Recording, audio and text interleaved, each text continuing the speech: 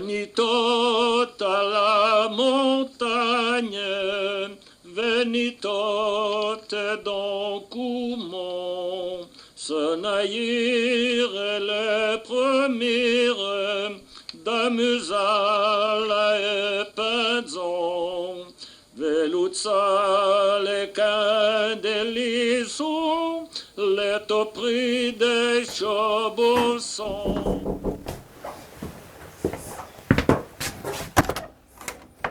Ah, monsieur Conneau. Bonjour, bon monsieur. Ça y va? Salut Didier. Oui, ça va bien. Quel plaisir de te revoir, Perrette. Ben, merci bien. Eh ben, tu bien serdi.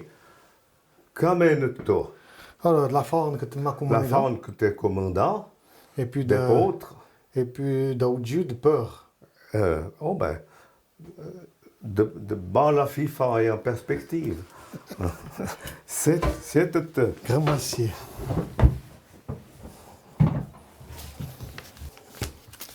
Oui, tu sais, la faune que tu m'as Eh ben, commandée. il faut l'ouvrir. Je suis curieux de voir qu'un acolo à la faune des poutres. D'accord. Bonjour Monsieur Frémont.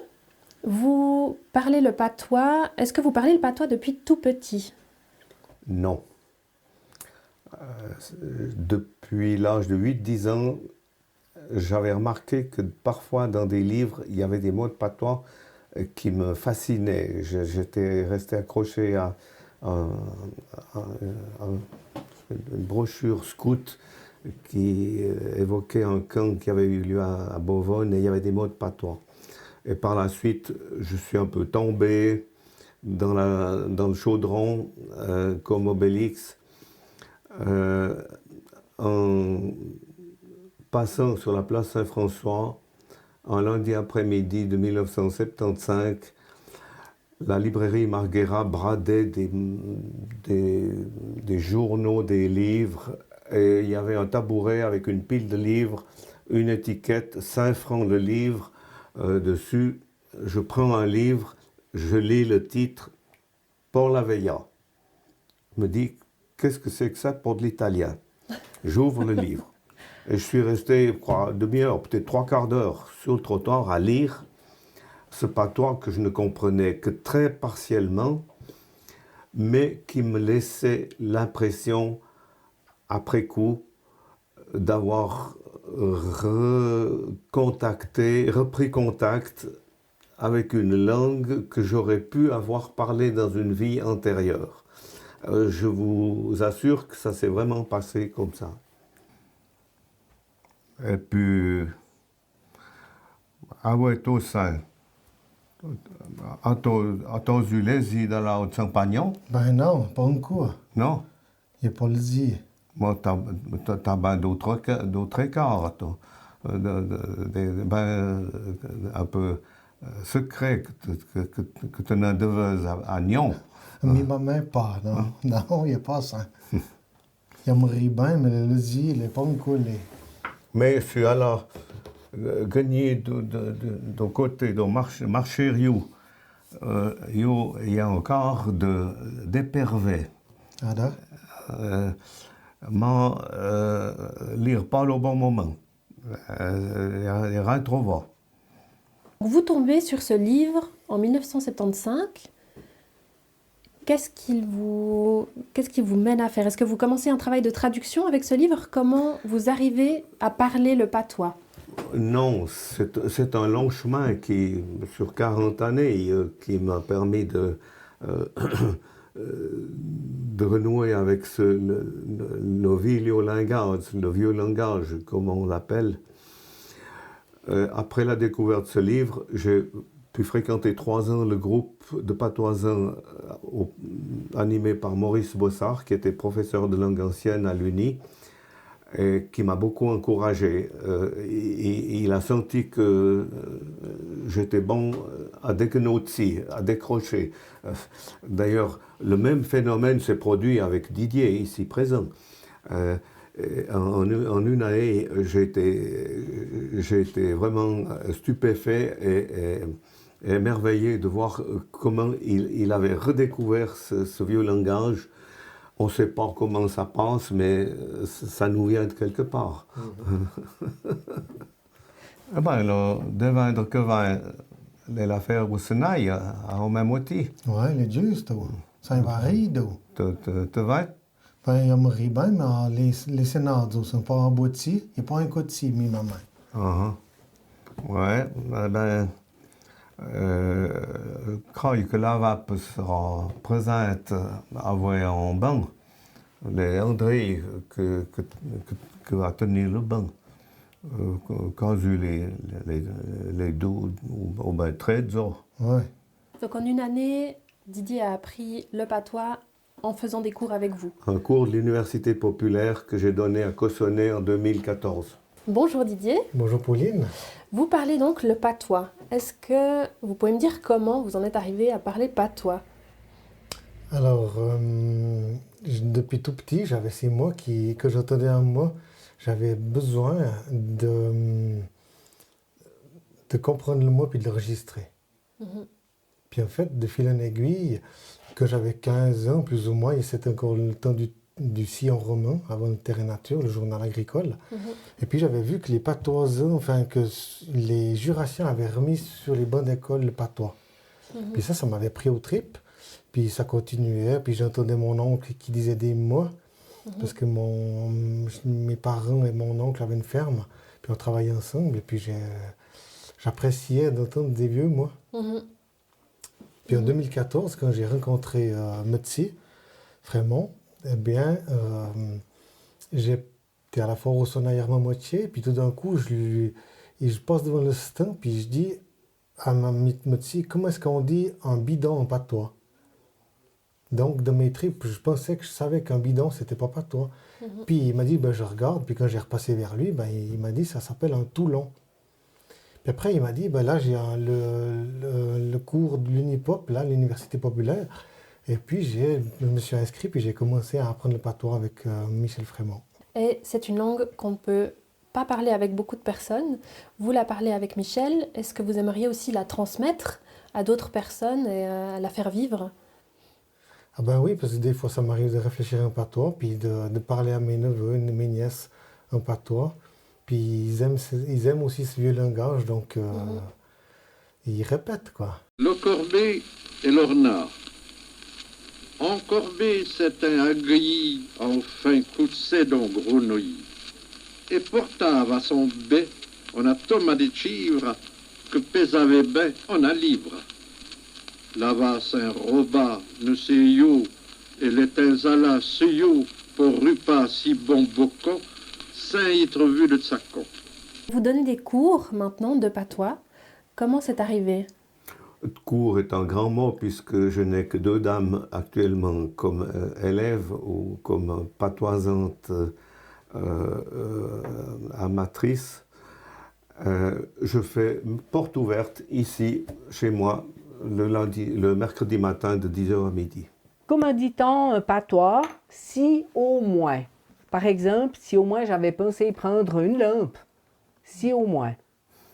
On aurait la tentation dans ce cas-là de traduire directement du français et de dire ce aux mains, mais ça ne donne pas du bon patois. L'expression en patois, c'est pour le main, pour le moins. D'accord. Pour le main. D'accord. Comme ça se dit. Bonjour André. Bonjour. Vous apprenez le patois avec Monsieur Michel Frémont. Depuis combien de temps vous avez commencé à apprendre? Je pense qu'il y a 3-4 ans, ou même plus. Et comment vous en êtes arrivé à apprendre le patois? C'est pas vraiment commun et il n'y a pas beaucoup de gens avec qui on peut discuter le patois. Comment vous avez découvert ça? Quand j'étais jeune, ma grand-mère, elle parlait beaucoup de mots de patois. Puis, peu de ma vie active, j'avais pas le temps. Alors, quand je suis venue à la retraite, je me suis dit que j'avais envie d'essayer de connaître ce patois vaudois.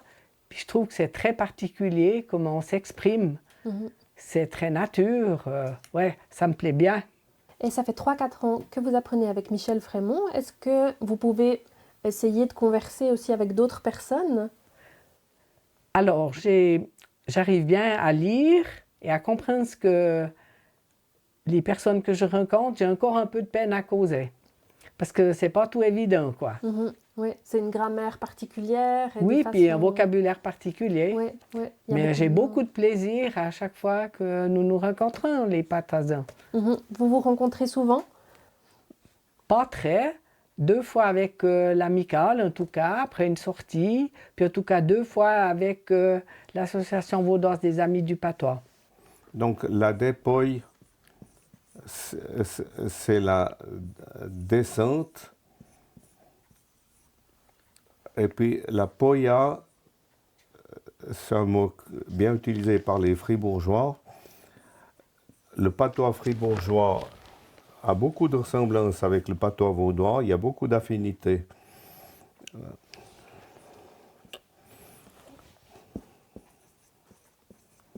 Alors la poya, la montée, la dépouille, La c'est descente. la descente.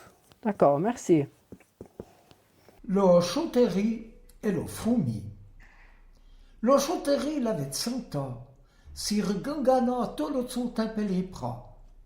Assura qu'elle n'est pas li que voyave travailler. Mais quand l'hiver est venu, que le y avait doupi de na, rien à se bêta dans la pince, ni pain ni pedance. Adam, les upiors à la misère, doupi désolataire. Vous avez écrit un ouvrage illustré par votre fils. Est-ce que vous pouvez nous en parler un petit peu? Alors, tout d'abord, c'est un travail d'équipe. Moi, j'ai lancé les grandes lignes de l'ouvrage, la composition en 12 thèmes, le titre « Keshte Batoy », qui est pratiquement la seule phrase que notre maman, née le jour de Noël 1900, nous disait quand on racontait des bêtises étant écolier. Et ça veut dire « tais-toi bavard ». Tais-toi bavard, voilà. Ou bavarde. Ou bavarde. Subole. L'agnole. Le bedu. Le sierbiu. Le désala. Le péchao. Le tsapi de paille.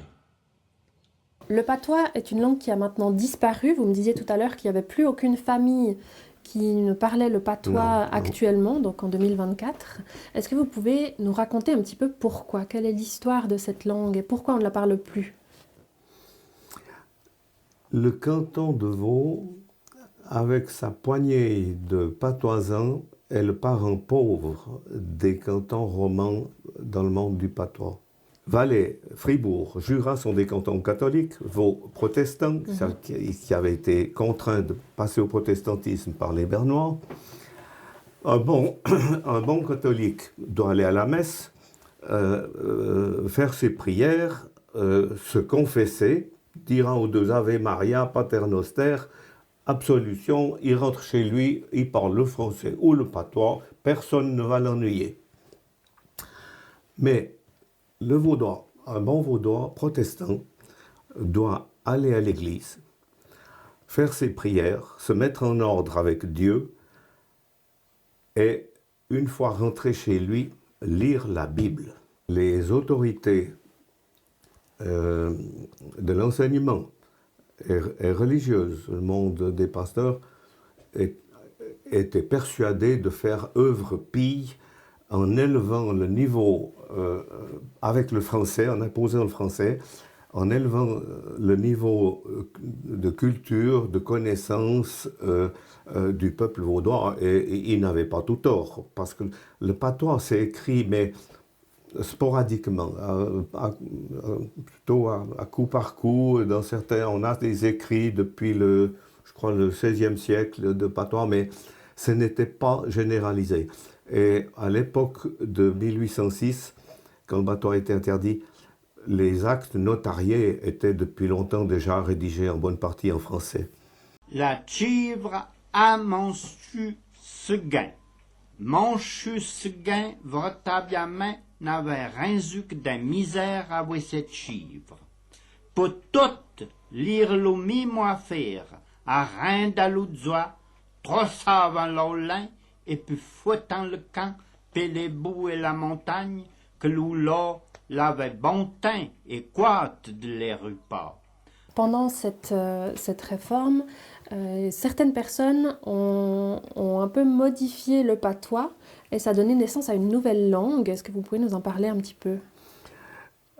Sous l'effet de la répression du patois et de ses punitions, surtout au niveau scolaire avec les enfants, eh bien, le peuple vaudois qui aimait bien ces mots de patois, et il a eu le réflexe de dire « Ah, on n'a plus le droit de dire déguillé, on va dire déguillé.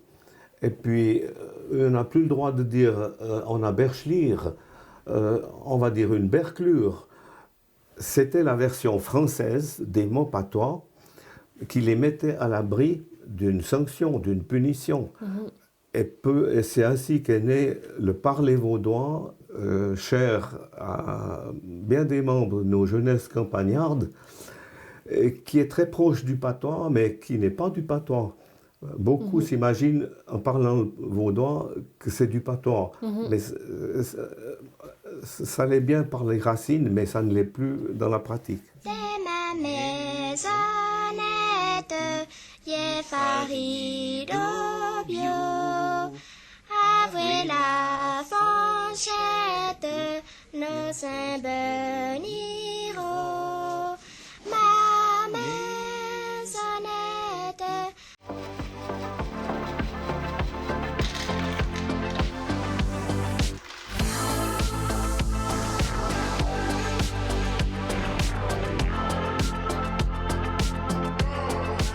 Produisez votre énergie renouvelable en toute tranquillité avec VOE.